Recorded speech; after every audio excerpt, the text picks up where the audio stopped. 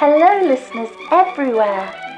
Welcome to the Archive of Audio Antiquities, a voyage into the vault of wonders on the wireless. In a moment, Simon Exton and Ken Moss will be here to speak to you.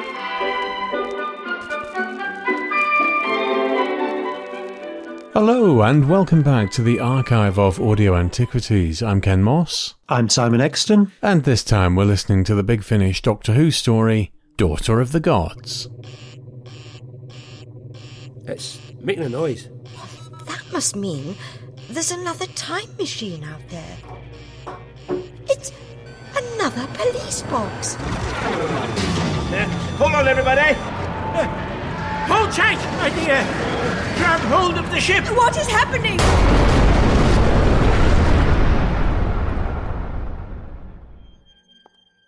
But it can't be.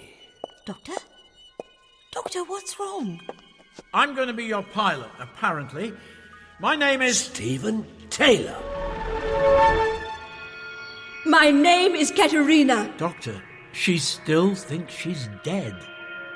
Our enemies are upon us. You must leave the planet before it is too late. This is the Chancellor of the planet Urbania. What is your purpose? Extermination! Daleks. People of Urbania, listen to me. This is the Doctor. The Doctor? Of course. But why can't I remember? This is one of the Doctor Who early adventures, which are sort of half full cast and half companion chronicles. Simon, what's the premise on this? The overarching premise is that Big Finish wanted to recast Katerina, frankly, so that they can territory mark another little bit of Doctor Who territory. With a massive, massive crowbar. We start off with the second Doctor, Jamie and Zoe, searching through the TARDIS, finding a cupboard and finding some random bit of crap that should be in the console, but isn't. It's a sort of collision indicator for the time vortex that they haven't needed before or since. But Zoe's insistent this is probably incredibly useful, so she decides that she's going to go and install this on the TARDIS console, and the Doctor says, yeah, off you go, I'm going to sit here and play toy trains or whatever. So she goes and installs it and finds another TARDIS in the vortex that looks as though it's coming towards us, and she panics and pulls every button on the console and ends up crashing the two TARDISes. Both TARDISes end up landing on a planet whose name I forget. You've listened to this more recently than I have. What's it called? Okay, the name of a planet that is so generic, we can't even remember the name of it, with a different name for the capital city, which again is so bland it's forgettable. Action starts off with second Doctor, Jamie and Zoe turning up and getting involved in a mass panicked evacuation in which Jamie gets separated from the other two. They're pulled away with the crowd towards the spaceport. Jamie runs off to try and find help, ends up getting fairly ineffectively mugged in an alley by a couple of looters, and meets up with a young girl who turns out to be Katerina.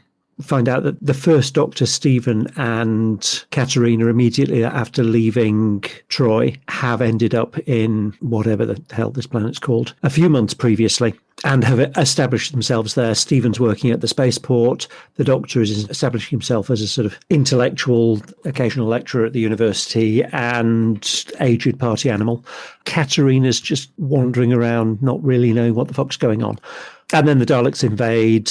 Zoe and Stephen end up at the spaceport trying to defend people who are trying to evacuate against the Daleks that are invading. Katerina and Jamie team up. Two Doctors meet, confront the Daleks. The second Doctor tells the first Doctor that the first landing that they have after leaving Troy is the last one that Katerina does, and she's killed very soon afterwards. There's a big showdown with the Daleks at the spaceport where Zoe and Stephen are able to destroy a whole load of them. Oh, using puddles of petrol and things and space fuel and... Yeah. The Doctors realise that neither of them should have been there. The Daleks shouldn't have been there. And the way to resolve it is for their original time tracks to go back to the way that they were. But the first Doctor now knows that this will kill Katerina, who he's become very fond of. So he doesn't want to do that. So the second Doctor takes Katerina to one side, explains what is going to happen, and it becomes her decision that they leave the planet and go back on their original track. knowing that they're going to forget everything that's happened, but also knowing that that decision is leading to her death. The end. Yeah, it's a 4-part story. I heard this, you lent it to me ages ago, and I've re-listened to it in preparation for this. Second time around, it was a lot more satisfying. I can't decide whether I'd missed bits first time around or whether I was just suffering from that Big Finish burnout, because they're released so often. You listen to story after story after story, and you sort of stop taking them in after a while. I mean, I did listen to it again recently for the second time and got more out of it. I don't suffer from Big Finish burnout because I'm very, very, very selective about what stuff I get from Big Finish, because it really massively has to appeal to me for me to spend money on it, because they put out so much stuff and so much dross. The premise of the story is a massive crowbar so that Big Finish can use about the only companion that seems pretty much impossible to use. I remember asking you at the time, how big a crowbar have they used to get in a Katerina story? Because this takes place in an alternate timeline, they get away with it. But even with the confines of what they've made for themselves, in the interviews afterwards, they even admit that this is very much a one-time only deal. They just can't do it again. There's no way of bringing Katerina back. Even within Big Finish, they just can't do it. This is probably the biggest crowbar they've used so far. Having said that, I've not listened to any of the Master stuff with Eric Roberts. So, game on. And don't do them down. I mean, they are the masters of the crowbar. Have you ever listened to Zagreus? I like what they did with Zagreus. I'm not necessarily saying that I liked Zagreus. It was an attempt to do something different. My biggest problem with Zagreus, actually, is they used John Pertwee and made him inaudible. That's my biggest beef with Zagreus. My biggest beef with Zagreus is it's shit. At the end of the day, Big Finish, we like stories, then produce good ones. And I've always said when they get it right, they really, really get it right, and you end up with something absolutely magical. But it's the needle in the haystack. The more incidental stuff they put out, the more difficult it is to find that needle, because there's some stuff in the incidentals that is absolutely phenomenal. Master of Callus is one of the best things they've ever done. But you have to glomp through all the rest of the crap they put out to find it. Is that one of the War Master things? Yes, the first series of War Master is Master of Callus. That is phenomenal. Anyway, we're not giving me another opportunity to rant about Big Finish's monumental bankrupting output, because how much money must it cost every month to get everything that Big Finish put out? And there are people that do it. I mean, they'd probably have to sell their children for it. But well, we are getting to the stage. I've put a moratorium on buying anything that's a spin-off. And they're now dropping in doctors into spin-offs to try to get you to buy them. There's just got to come a point where I say, no, I am not buying the spin-offs, even if one of the doctors is in them. I've not bought any of the River Song stuff, any of the Torchwood stuff. I know David Tennant's now appeared in that. I see. I actually kind of like their Torchwood stuff, because Torchwood itself was rarely great, but it was generally watchable. It was patchy. It never really found its feet. That's talking about Torchwood first 2 seasons. Yeah. Once it got to Children of Earth, still one of the best pieces of television ever. Absolutely, and should have been ended there. Miracle Day should never really have happened. If Miracle Day had taken 5 episodes rather than 10, that may be a different story. Although it was still we need to crowbar in an American Jack Harkness, because if we sell this to America, they will never accept John Barrowman. That was the top and bottom of that. But there were some very good bits in it. It was incredibly slow and tedious. And if they'd cut the length by half, you could have got something very good, because there were some great bits in it. We're segueing. We may occasionally segue. It's sort of our thing. So back to Daughter of the Gods. Bear in mind, there's not many of the principal cast left. No. Adrienne Hill as Katerina is gone. Patrick Troughton and William Hartnell gone. They've got back Peter Purvis as Stephen Taylor and the Doctor. Wendy Padbury as Zoe, and Fraser Hines as Jamie McCrimmon and the second Doctor. And that's a bit of a shame, to be honest, because when you have both portrayals side by side, it makes it obvious just how good Fraser Hines' version of Troughton is. And by comparison, how average Peter Purvis's version of Hartnell is. Yeah, I do feel very, very bad saying that, because it's Peter sodding Purvis. And it's only by comparison. If you listen to the Peter Purves solo stuff, he is Hartnell. It's only until you hear him against Fraser Hines, who is Troughton 200% compared to Purvis's 100% Hartnell, that you realise, actually, yeah, you can hear Purvis's voice under this. And it's a real shame because he does do a great job. He just doesn't do the fantastic job that Fraser Hines does. It's comparing superlatives, but one of them's a better superlative. Yeah, I mean, the one thing that I keep coming back to with these First Doctor stories that they do, I don't know what the reasoning is. It's never been addressed head on in any of the interviews. John Guyler is out there as a pretty spot-on Hartnell impersonator. He's even done it for the television series. Why they've not got him for Big Finish, I really don't know, because it would give such a dimension to the Companion Chronicles, the early adventures. You could do so much if you had a proper Hartnell impersonator, but neither William Russell nor Peter Purves. It's an approximation, but it's certainly not an impression. Yeah, and I do think Peter Purvis's is better than William Russell's. Yes. It's only by comparison to Fraser Hines that he falls short. And unfortunately, having heard that comparison, you now can't go back to the Peter Purves on its own. I've tried it, and you can't. Thanks for wrecking that, Big Finish. A little bit of an own goal.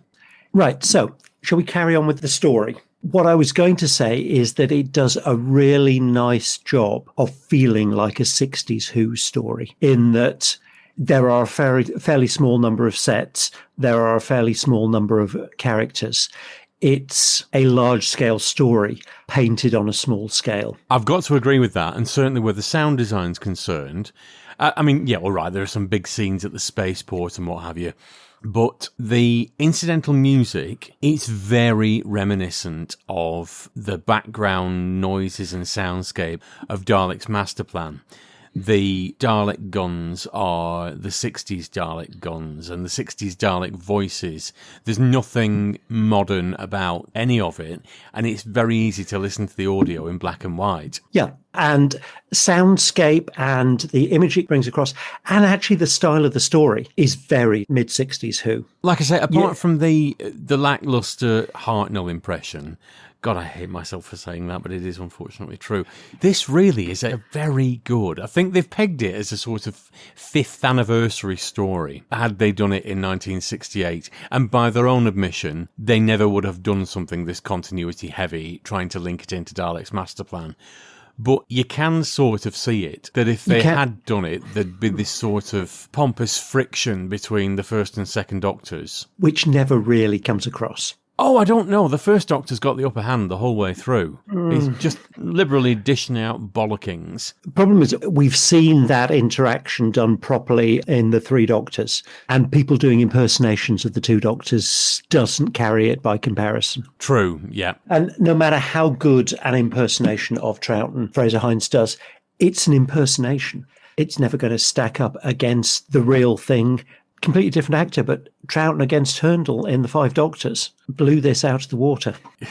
Yeah, well, Patrick Troughton's going to blow anything out of the water, isn't he? Alas. And Richard Herndl. I mean, okay, he wasn't Hartnell, but he put in a blinding performance. Anyway, we're not talking about The Five Doctors. We're back to talking about this. And it kind of tells you what we're thinking about the story when we're spending most of our time talking about other Doctor Who.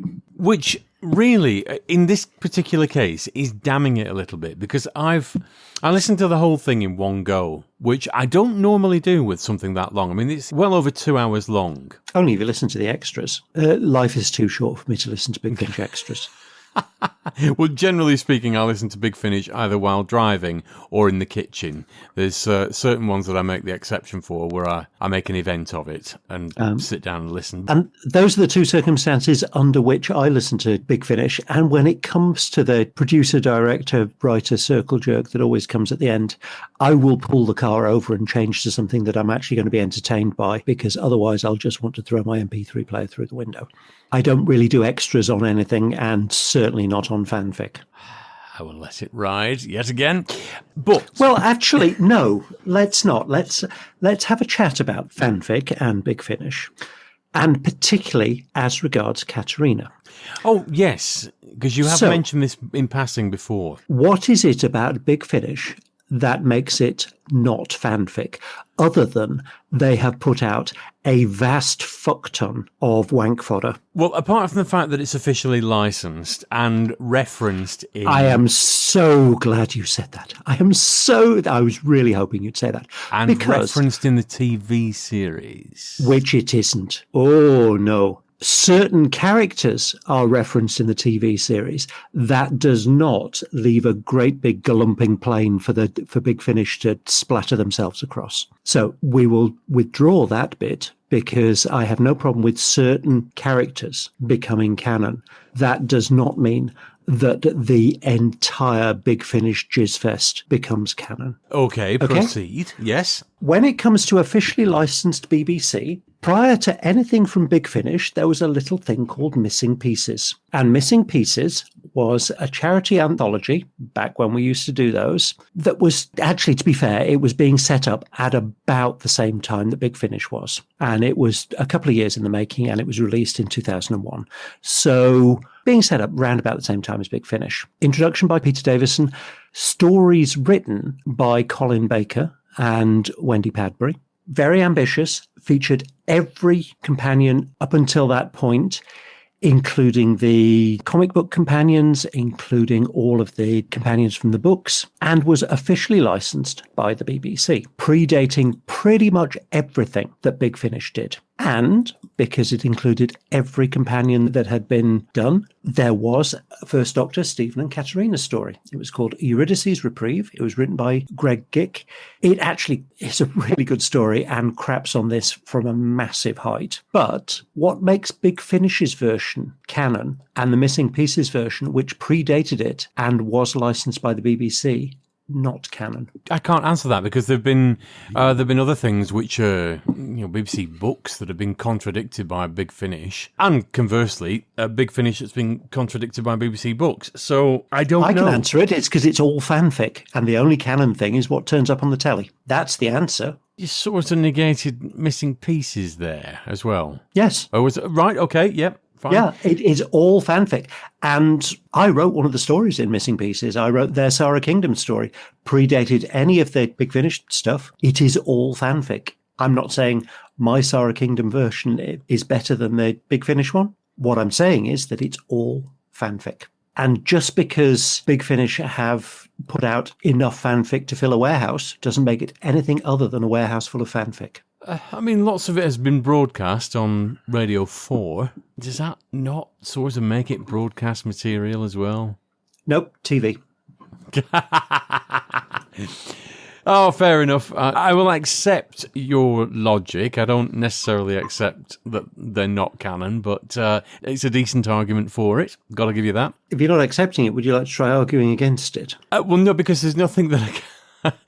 Canonicity Other is one of those... I don't like your idea. Canonicity is one of those things where when you're talking about cross-media, it's a very personal thing. There's any number of arguments where you can slot everything into one glorious whole. With any amount of lube and a crowbar big enough. Yeah, I know lads like that. And people have attempted to do it, and they've sort of got away with it, actually. Have they bollocks? Well, Stephen Moffat gave us the whole wibbly-wobbly, timey-wimey thing, which sort of gets away with everything now. Not sure I agree, but there we go. It doesn't get away with anything. It is a wave of the hand. I can't be asked to come up with an actual explanation for this, so I will give you a catchphrase. Don't talk about the timeless children like that every day. It's getting wearisome now. That's not the way I talk about the timeless children. I am intrigued, though, now. Can you remember... By my argument, the timeless children is canon. I think that's probably why I'm so annoyed at it. But, trying to... Doesn't stop it being shite, but it is shite that's canon. It's the very worst episode of Doctor Who in any medium, canon, fanfic, or otherwise. But... desperately with my fingernails, trying to drag this back to Katerina. Can you remember the gist of the story in Missing Pieces and how they fitted in? Because No. it's quite... When I was prepping for this, I know somewhere in this house I have a copy of Missing Pieces because I have my contributor's copy. And no, I can't. And I know that I've read it and I know I thought it was brilliant. which I didn't think about Daughter of the Gods. And I will search it out and I will read it, what the story is and why it's so much better. We have gone very much round the houses on the whole Katarina thing without really discussing Daughter of the Gods. It's time to rate this in earworms. This is the song that never ends. Yes, it goes on and on, my friends. I mean, we kind of have discussed Daughter of the Gods because we've said that it fits in nicely with the whole 60s story style.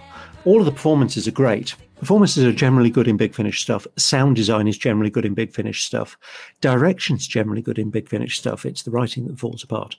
And I'm afraid that's, again, the criticism of this. It's a very 60s style story, but it's a pretty unimaginative story. Well, it's sort of prequel, sequel, side equal to Dalek's Master Plan. And I've got to say, much as I enjoyed it, there's very little about it that's original or... Yeah, I mean, there's massive chunks of Day of the Daleks in this. There's massive chunks of padding in this, which I only realised today when I couldn't in my head. I got to the end of episode 4 and thought, what actually happened in episodes 2 to 4? But to be fair, that's a very 60s style story. Well, it is, but because I wasn't actually bored by it and because I couldn't pin my finger on what the problem was, I thought, well, it's done its job. It's entertained me for 2 hours or whatever it is. Therefore, I can't really criticise it. Am I blown away by it? No. Am I particularly impressed by it? No, if I'm honest. Is it bad? No. I'm going to go middle of the road on this. It's sort of... we're sort of 6 earworm territory, which sounds like I'm damning that, but... It's an enjoyable listen. It will pass the time, but you won't be clamouring to go back to it as a classic. I think the problem with rating this is that you're rating it as a Big Finish story, so you tend to rate it against Big Finish stories. Now, for all I stand by they are fanfic, they are professionally produced fanfic, and you expect something decent. If we were purely rating this as a Big Finish story, it would probably be worth a 6, but I'm not. I'm rating this as an audio drama up against audio dramas like Cabin Pressure or Ectoplasm. Right. So this isn't is this 6 out of 10 as a Big Finish? It is this 6 out of 10 as an audio drama. And it isn't, it's 4. And it only just scrapes a 4. No, fuck it, it's a 3. Oh, that's very harsh. I was bored by massive chunks of this. It's a 3. You see, I've got to say, I wasn't bored by this. I mean, don't get me wrong, I've listened to better, but I wasn't bored, and that is basically what I demand of anything that I listen to. If I'm bored by it, that's a different kettle of fish. You've paid money for something to entertain you. Now, it might not entertain you off the rooftops, but if you're not tapping your watch all the way through it thinking, get on with it. And I've got to be honest, I wasn't with this. I wasn't all the way through it, but there were big chunks of it where I was bored. I have to say, the actress who played Katarina did a far, far better job of it than Adrian Hill. Yes, she did. Than the Adrian Hill portrayal we see in the one surviving episode. And it may be that she was ill or hungover or whatever, but that single surviving episode, she doesn't do a good job. Whereas the actress, I can't remember the young lady's name. Jazza was. Okay.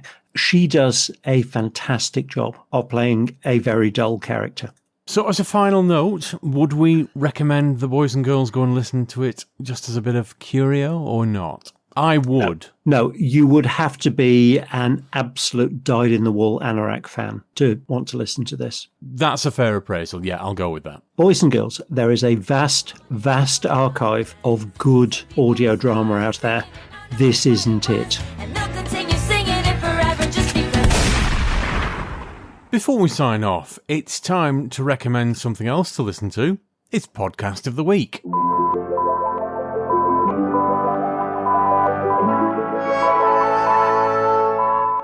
Simon, what have we got for tonight? Tonight, we have a podcast that not only is entirely appropriate, but also is fantastic listening.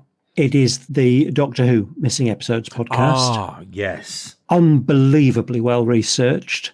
Fantastic guests who are involved in the active search for missing episodes. So people like John Predle. incredibly detailed critique and missing episode critique of the 60s stories. I think each one is about 2 hours, and it's 2 unbelievably interesting 2 hours. So the recommendation for this episode is go and have a listen to the Doctor Who Missing Episodes podcast. You will not be disappointed. Got to say, the Daleks Master Plan one was superb.